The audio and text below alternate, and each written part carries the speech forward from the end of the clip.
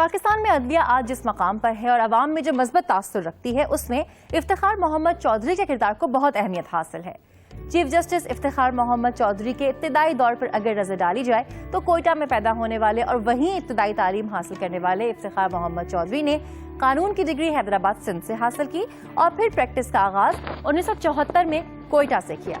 District court میں بطور advocate اپنا اندراج کروایا اور آئینی، فوجداری، سول اور محصولات جیسے معاملات پر گہری نگاہ رکھی۔ ترقی کے منازل طے کرتے ہوئے 1989 میں ایڈوکیٹ جنرل بلوچستان اور پھر اگلے سال ہی بلوچستان ہائی کورٹ کے جج کے طور پر ذمہ داریاں سنبھال لیں۔ اپریل 1999 میں بلوچستان ہائی کورٹ کے چیف جسٹس مقرر ہوئے۔ فروری 2000 میں سپریم کورٹ آف پاکستان کے جج کے عہدے پر ترقی پائی۔ یہ جنرل پرویز مشرف کا دور تھا اور اس وقت عدلیہ کے سامنے مشرف کے اقتدار میں آنے، ریفرینڈم کی قانونی حیثیت، لیگل فریم ورک آرڈر اور 17ویں آئینی ترمیم جیسے کئی کیسز تھے۔ بطور جج افتخار محمد چودھری ان بینچز کا حصہ تھے جس نے ان کیسز پر فیصلے دیے اور پھر وہ وقت بھی آیا جب انہوں نے سپریم کورٹ کا سب سے اعلیٰ عہدہ سنبھالا، یعنی کہ 30 جون 2005 کو وہ چیف جسٹس آف پاکستان کے عہدے پر ترقی پا گئے۔ وہ پاکستان کے 20ویں اور اس عہدے پر منتخب ہونے والے دوسرے کم عمر چیف جسٹس تھے۔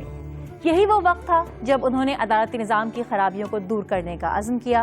2006 میں پاکستان اسٹیل مل کی غیر شفاف نیلامی کو روکا، جبکہ حزبہ بل اور خاص طور پر جبری گمشدگیوں اور لاپتہ افراد کا معاملہ بھی اٹھایا۔ اس دوران جنرل پرویز مشرف کے 2 عہدوں کا کیس بھی سپریم کورٹ میں آ گیا۔ اس صورتحال نے اس وقت کے عامر کے لیے مشکلات کھڑی کر دی۔ اسی کمرے میں 9 مارچ 2007 کو جنرل پرویز مشرف نے چیف جسٹس افتخار محمد چودھری کو بلایا اور 5 گھنٹے تک نظر بند رکھ کر استعفے کا مطالبہ کیا، مگر چیف جسٹس افتخار محمد چودھری کی ایک نا نے تاریخ میں ایک نیا باب رقم کر دیا۔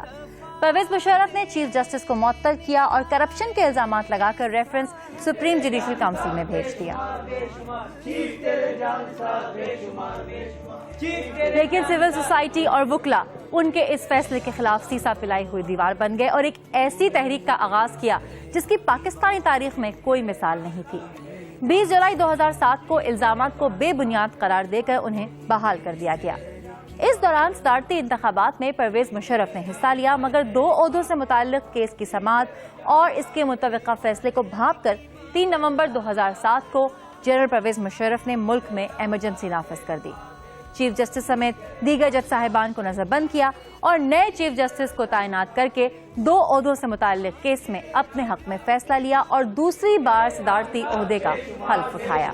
چیف تیرے جان نثار، بے شمار کے نعرے ہر طرف بلند ہوئے اور سیاسی جماعتیں بھی اس تحریک میں شامل ہو گئیں۔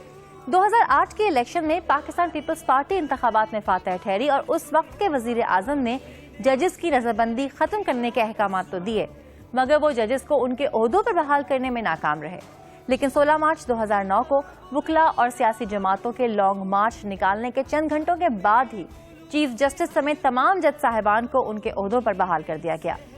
چیف جسٹس افتخار محمد چودھری نے 22 مارچ 2009 کو اپنے عہدے کا چارج دوبارہ سنبھالا اور کئی تاریخی فیصلے کیے، جس میں جہاں نظریہ ضرورت کو ہمیشہ کے لیے دفن کیا گیا، وہیں ساتھ ہی ساتھ کرپشن اور انسانی حقوق کی خلاف ورزی کے واقعات پر بھی کڑی نظر رکھی اور اپنے فیصلوں سے عدلیہ کو عوام کی امید بنا کر سامنے لائے۔